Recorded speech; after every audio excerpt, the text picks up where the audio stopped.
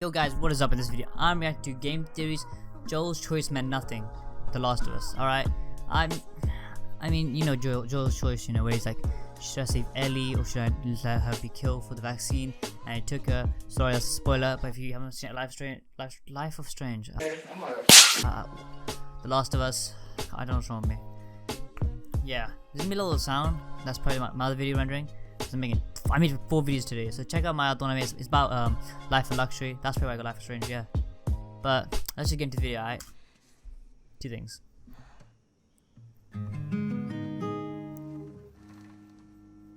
Tweak it a little bit.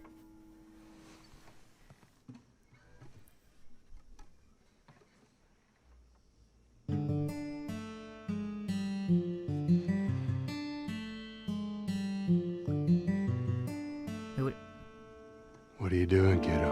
I'm trying to remember what that song's.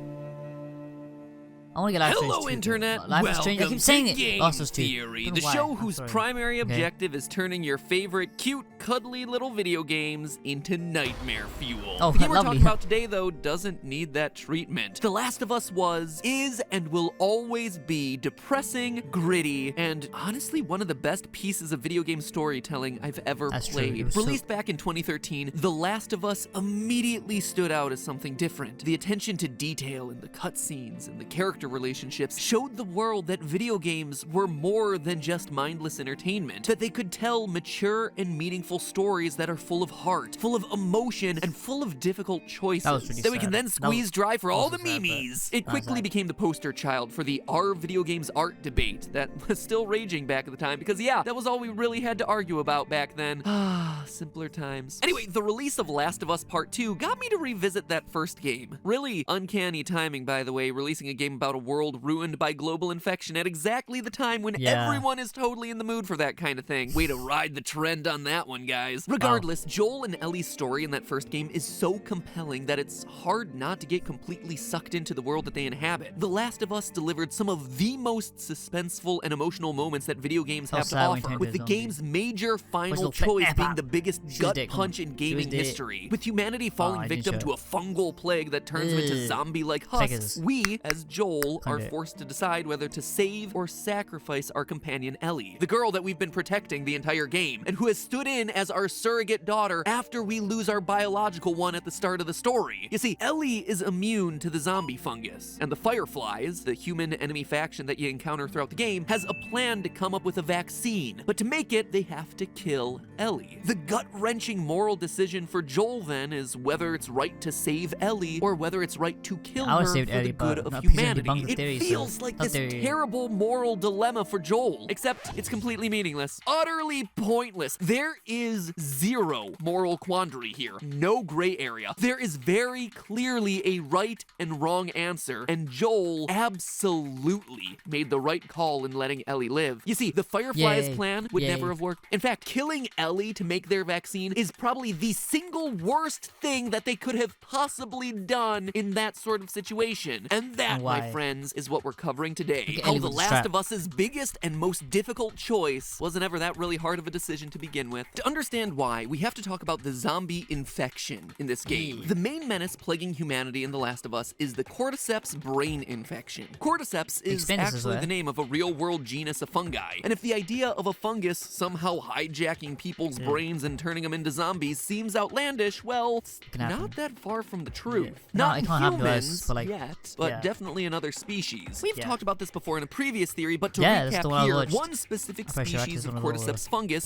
works by infecting ants and compelling them to find a location that's ideal for the fungus to reproduce. The ant bites into the vein of a leaf and stays there for a period of 10 to 14 days, during which time the ant's body rots away, feeding the fungus as it creates more spores that it can scatter to the wind. Thus, cordyceps infects more ants and continues this cycle of hijacking bodies and reproducing. Perhaps most horrifying of all, though, is that some biologists believe that the hijacked ant remains conscious comatose during this entire process, unable to fucked up. control its own body, but still awake as its body is manipulated and consumed by the fungus. Oh, that's now scary. that is nightmare fuel. Imagine being left conscious during the process of your own zombification, a helpless passenger in your own body. It's horrific. Nature is the scariest creepypasta out there, which is It why you was should always stay freaking indoors creepy. where it's safe and play video games all day. See? Tell that one to Video your games are parents good. and loved ones. So, needless to say, the idea of the cordyceps brain infection in Last of Us acting as a fungus that turns humans into clickers isn't as far-fetched as it might seem, which Plausible. brings us to the main Plausible, I'm conflict of the game. The Fireflies want to capture Ellie, the only human who seems to be immune, so they can pick apart her brain to engineer a vaccine which will help save humanity. Our main character, Joel, is having none of it, and he fights to protect Ellie from the Fireflies at all costs. For some people, this might seem like a moral debate, but really, we can sidestep the premise entirely by looking at what's really going on with the science. The Fireflies' goal is to fight the cordyceps brain infection by finding a vaccine. Whatever happened to me is the key to finding a vaccine. The doctors tell me the cordyceps, the growth inside her, has somehow mutated. It's why she's immune. Once they remove it, they'll be able to reverse engineer a vaccine. A vaccine. But what is a vaccine, really? Well, first off, a vaccine is entirely preventative. If you're already infected, a vaccine ain't gonna be doing you any good. A vaccine works by preparing you for infection. Whenever your body encounters a new kind of knowledge. contamination, your body's immune system kicks into high gear and destroys it, or at the very least, does its best. The problem is that sometimes your body's immune system isn't fast enough. Viruses can multiply inside your body exponentially, and sometimes by the time your immune system has kicked it into high gear and like figured out billions, the right like tools for millions. the job, the virus has grown out of control. Basically, the immune system is kind of like a research and development department responding to alien invasions. It has to develop weapons to combat the attackers as the war is being fought. The weapons it creates true. are really effective, but they would be much more effective They if got they could be earlier. deployed at the start of the war, right as the enemy was first showing up. You don't want a situation where, by the time you finally develop the weapons that can fight off the invaders have already wiped out most of your population. point of And that? that's the idea behind vaccines. They kickstart the immune system and prepare it against future infection by exposing it to an agent that's similar to a pathogen. That way, the immune system can start building the weapons that would fight against that sort of infection before a violent version of that infection actually attacks the body. Sometimes this Power is of done by taking science. forms of the infectious microbe that are dead or weakened so much that the body Oh. can fight them off without a problem. When you get vaccinated, your body's immune system is able Let me to guess, it equip can itself make a- with make a all the med- make a weaponry needed to vaccine for fight it. off a real version of that infection if and when you actually get it. Vaccines work really well against viruses. To name some historical examples, infectious diseases like smallpox, polio, measles, all have been effectively Vaccinated, yeah. wiped out by vaccine use, which is great. Prior to the development of vaccines, smallpox killed over 300 million people in the 20th century alone. Now, it's nearly wiped out due to most developed nations having vaccinated populations. Just to make that clear how huge of a deal that is, compare I'm not gonna that vaccinate number of people 'cause they deaths give from smallpox to autism. COVID. As of writing this, I mean, 400,000 people have died due to the current pandemic. It is terrible. It is a huge, huge number, don't get me wrong. Yeah, But to it give sounds you a big. sense of scale, smallpox killed 750 times that number before vaccinations became widespread. In 1 year alone, 1967, so not that long ago, it was estimated that 15 million people contracted the disease and 2 million died. That is crazy That's scary, crazy. but That vaccines is long helped ago, to finish off we- smallpox. we've, So it's pretty obvious why the far. Fireflies would want to develop a vaccine against the cordyceps brain infection. Vaccines are obviously good. They save lives, hundreds of thousands of lives. There's just one problem. All of the diseases we just talked about, smallpox, polio, they're all caused by viruses, not by fungus. And when it comes to vaccines Toad. against fungi, Stupid well, we fungus. don't have any. Take it from Professor Neil A.R. Gao, co-editor of the A.R. Oxford Gao. Textbook of Medical Mycology, which is about both the science and the medicine of fungal diseases in humans. There are no vaccines against fungi.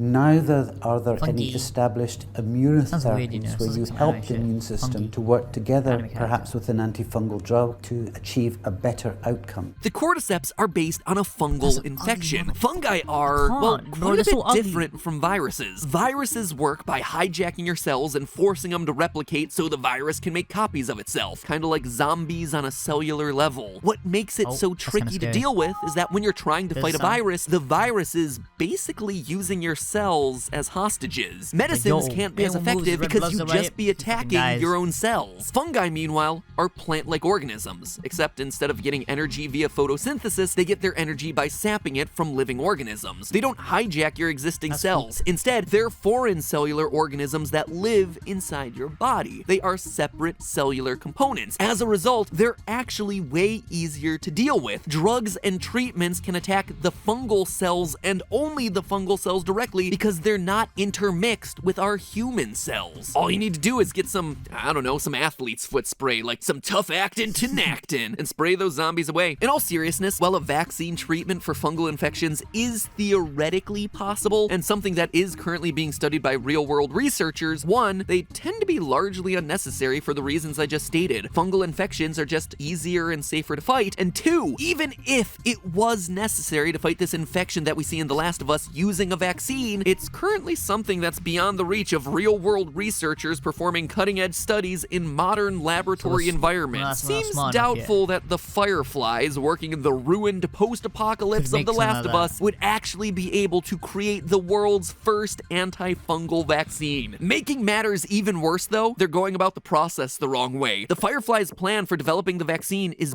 backwards. Vaccines work by exposing your body to a safe form of the pathogen so that your natural immune system can build up antibodies to fight it off if it comes in contact with the real thing. The key to finding a vaccine here would be coming up with a weaker, non-threatening form of the cordyceps pathogen so that the human's immune system could build up the antibodies it needs to fight the actual cordyceps infection. Yeah. Their work should be focused on the infection, actually disarming the fungus, not on Ellie's brain. In fact, if the Fireflies really wanted to use Ellie to fight the cordyceps, the single best thing for them to do would be to look at the antibodies that her body is naturally producing, and that doesn't require killing her. In fact, killing her would be the single worst thing that they could possibly do. In the real world, plasma therapy is a thing that's being used to fight infectious diseases around the world. Infections, just like the coronavirus, the situation we find ourselves in right now. People who had the COVID-19 virus and recovered from it can donate plasma, which is filled with the antibodies that their body built up while fighting the virus. This antibody-filled plasma can then be transfused into other patients who have been more recently affected and whose bodies haven't had time to build up those antibodies, helping them beef up their immune system and give them the head start that they need to fight off the infection. If the Fireflies really believe that there's something special about Ellie's immune system, killing her is the last thing that they should want to do. So yeah, any way you slice it, the big moral dilemma of The Last of Us isn't a dilemma at all. The Fireflies are just idiots who don't understand science, and Joel absolutely made the right choice in saving his best girl. Maybe he can find someone who does know what they're talking about and manage to save humanity that way. But hey, that's just a theory. A game theory. Thanks for watching.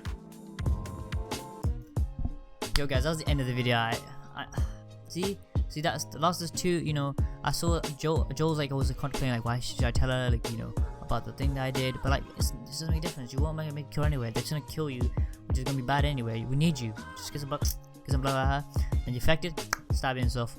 You make it AIDS, make it some STD, because I heard she'd been kissing some girl.